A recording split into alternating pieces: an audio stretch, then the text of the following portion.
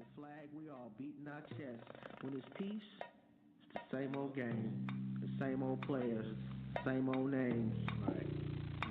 My skin is my sin. My skin is my sin. My skin is my sin. So give us a little of your background. It sounds like you came up pretty rough. That happens to happen. In Detroit and some of our other cities, and then at some point, you found a calling. Yes, sir. How did you get to that point? Definitely, man. I was, I grew up in the city, of course, born and raised there. Went through that young boy incorporated phase. In the sense that that's when, I grew up in the time I was 14, 13 at the time that those guys got started doing that.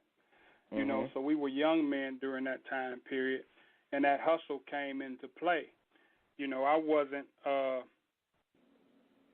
didn't grow up hard. I grew up, both my grandparents raised me. But that was in the area. You want to be fresh. You want to do the things that you see other people doing. So you start dibbling and dabbling, selling some rocks or whatever we were doing at that time. Before I was 17 years old in Detroit, if you remember the Boblo boat, you remember the Norwest Theater, the Mercury Theater, the Adams, things like that. Oh, yeah. Getting in trouble as a young man, fights and things like that. I ended up being shot, actually, 9 times before I was 17 years old. Wow. In one case, I was being robbed. In the other case, I was doing shooting as well as being shot. So that was my experience before I was 17. And then at 17, I ended up shooting a police officer because I had drugs in the car. They pulled me over. I was scared about getting caught with the drugs, so I figured I would shoot my way out of the situation, which actually got me 25 years in the prison system. So that was all before, 18 years of age. That was my life. So I end up in this prison cell up in Ionia, Michigan, man, and I get there and I run into guys I hadn't seen in years, which was funny. I'm like, this is where you've been all this time? And that was the reality, man. But, you sit in there, and I remember hearing one of our ministers in the Nation of Islam say, black people operate as though we have a pillow over our heads, like somebody's trying to suffocate us. So we're always acting in survival mode. This is what Minister Ava Muhammad said. So each day black people wake up, it's like we're working on survival. I got to pay these bills. I got to make this happen. I got to go to work. So we don't have time to really sit back and have creative thinking. So when the young man ended up in prison, it gave me the opportunity to sit back and have some critical, analytical thinking. And that's unfortunate for our young people today, that you have to get in a position like that to really get time to analyze and weigh certain things. But that was the process that helped me. I had to be taken away from everything, unfortunately. So when I got there, I had my girlfriend at the time, she went to Tuskegee University while I was going to prison. Wow. And she would send me books, Up From Slavery, Booker T. Washington, just books to, get my thinking more in line with, our people and the struggle that we've been through. You know what I mean? So that book opened my mind up to read more books like that. Of course, I came across the autobiography of Malcolm X, which was a transforming book, and I read a book by Monster Cody, which was another great book, So I'm starting to read these things.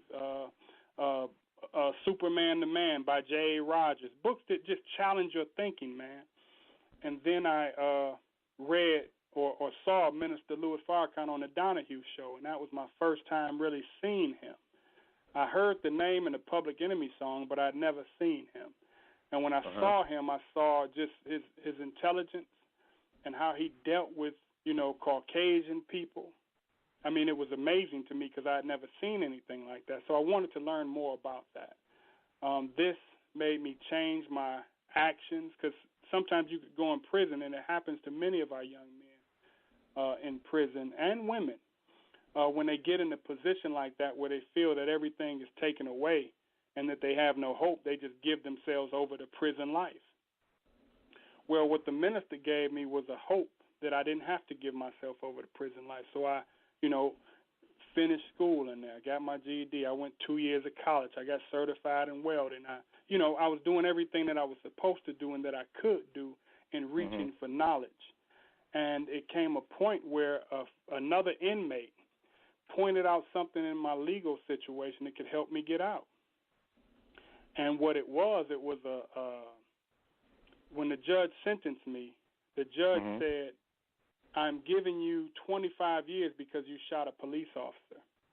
And he said, in shooting a police officer, you're not just shooting an individual, but you're shooting all of civilized society. Well, that showed bias on his part. And what bias allowed was for me to go back and be resentenced in front of another judge. When I went in front of the other judge, my record looked so good and so clean, and I was so improved that she gave me the minimum sentence, which was 5 years. So it was a reduction from 25 to 5. And they made me do the entire 10. The parole board kept flopping me until I did the 10, plus I did 2 for the gun. So, it was like still a blessing when you compare it to the 25 to 50, because I would just be getting out today instead of 99, in which I did. Since that time, I worked in prison ministry.